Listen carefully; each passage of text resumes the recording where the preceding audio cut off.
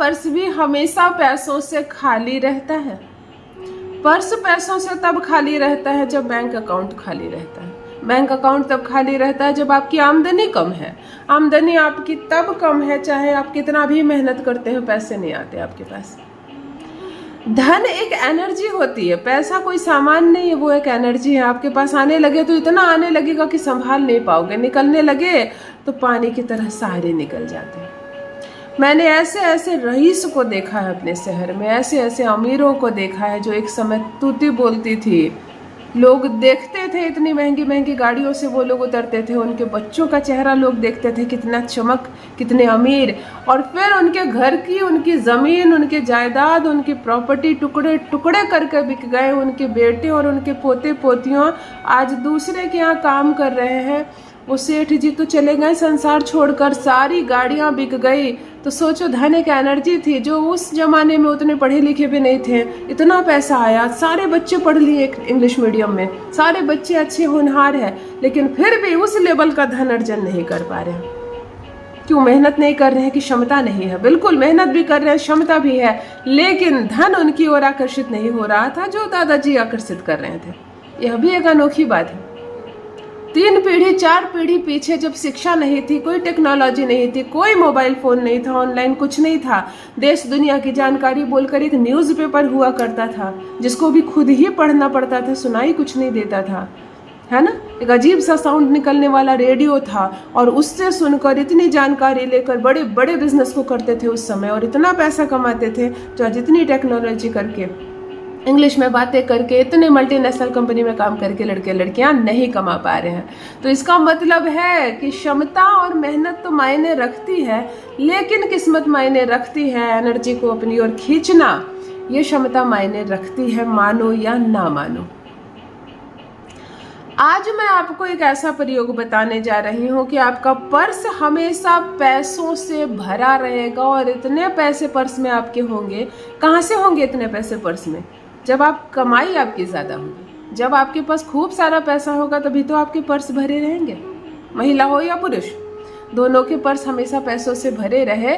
अगर आप दुकान चला रहे हैं तो यकीन मानिए दुकान की रफ्तार 10 गुना ना हो जाए तो कहिए। जहाँ 4 ग्राहक आते हैं वहीं 40 ग्राहक रोज आएंगे, फिर तो कैश का फ्लो बढ़ेगा। पैसे आपकी ओर आकर्षित हो, हर वो प्रयोग जो आपको पैसे से जोड़े आपसे जुड़ने लगेगा। जो इंसान आपसे मिलेगा आपको कुछ नई दिशा दिखाएगा, नई राह दिखाएगा, तुम ये भी करो और पैसे आएंगे, तुम ये भी करो। जहाँ भी आप जाएंगे कुछ नया सीखेंगे कि ये भी करने से और पैसे आते हैं, मतलब धन से रिश्ता जुड़ जाएगा। यही रिश्ता भी नहीं जुड़ा हुआ है आपका, पैसे आते ही नहीं आपके पास, काम आप कर रहे हो, मेहनत आप कर रहे हो, अन्य को सफलता मिलती है, आपको कोई सफलता नहीं मिलती। तो अगर किस्मत आपके भी साथ नहीं दे रही है, किसी कीमत पर गरीबी, दरिद्रता और दुख आपका पीछा नहीं छोड़ रही है, कमियां आपके साथ साथ कदम मिलाकर चल रही है, तब मेरी बहनों और तब मेरे भाइयों, आज जो प्रयोग बताने जा रही हूँ, गरीबी दूर ना हो जाए तो कहिए, अमीरी ना आ जाए तो कहिए। 1 भी रुपये का खर्च नहीं करवाऊंगी उपाय के नाम पर, किसी को बहुत सारे पैसे नहीं देने, कोई आडंबर नहीं करना है, लाखों रुपए का व्यर्थ में बर्बादी नहीं करनी है। मैं कोई नंबर जारी नहीं करती हूँ कि मुझको 5-10 हज़ार 11,000 फीस के भेज दो, यहीं से मैं मंत्र जप करूँगी और आप अमीर हो जाओगे, है ना। मैं मांगूंगी तो कोई ना कोई तो देंगे कि चलो दीदी को ही पैसे दे देते हैं, मंत्र जप कर देंगे। नहीं, मुफ्त में उपाय करने हैं, कोई पैसा खर्च नहीं करना है। 10, 20, 50 रुपए उपाय के नाम पर खर्च हो रहे हैं, जो वो हो रहे हैं वो सामान लेने के लिए, कभी गुड़ खरीदना है, कभी तेज पत्ता लेने हैं, कभी लौंग लेनी है। उपाय में जिन ग्रहों को शांत करना है वो सामान तो खरीदने पड़ेंगे। बस 1 रुपया भी किसी को दान दक्षिणा भी नहीं देनी है।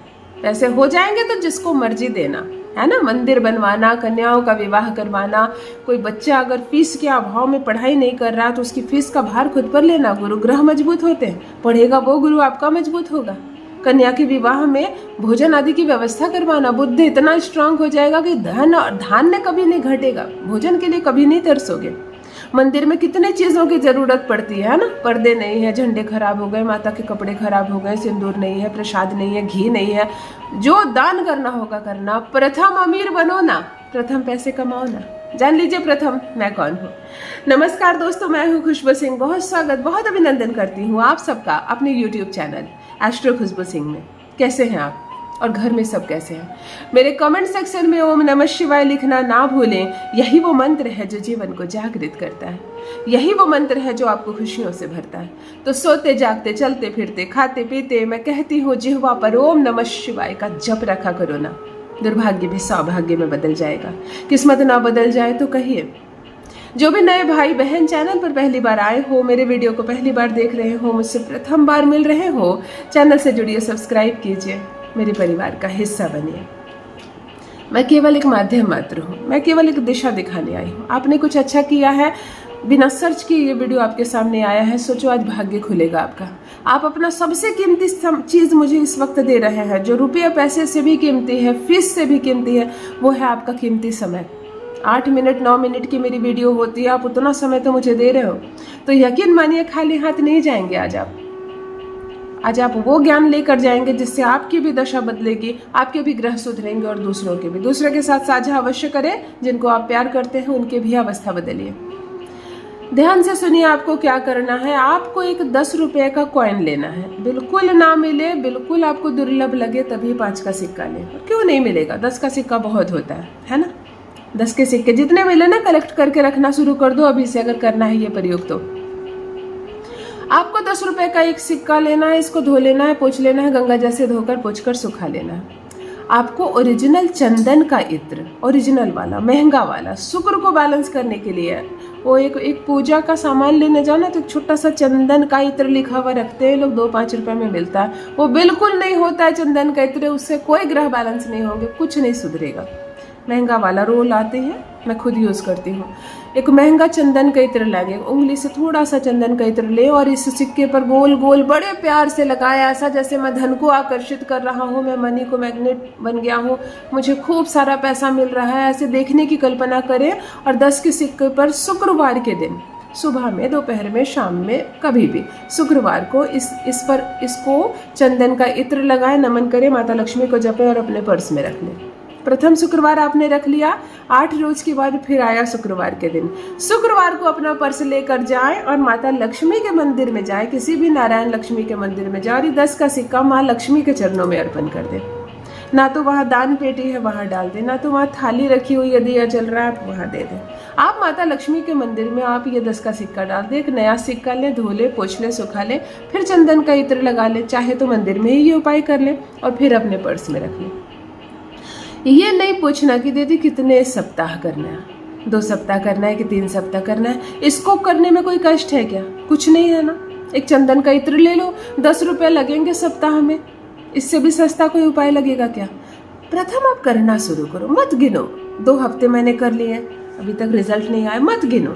स्वेच्छा से, बिना लालच के। माता को तो 10 रुपये चढ़ाने हैं, है ना, इतना तो हम बच्चों को दे देते हैं चॉकलेट बिस्किट खाने के लिए, इससे कहीं ज़्यादा देते हैं।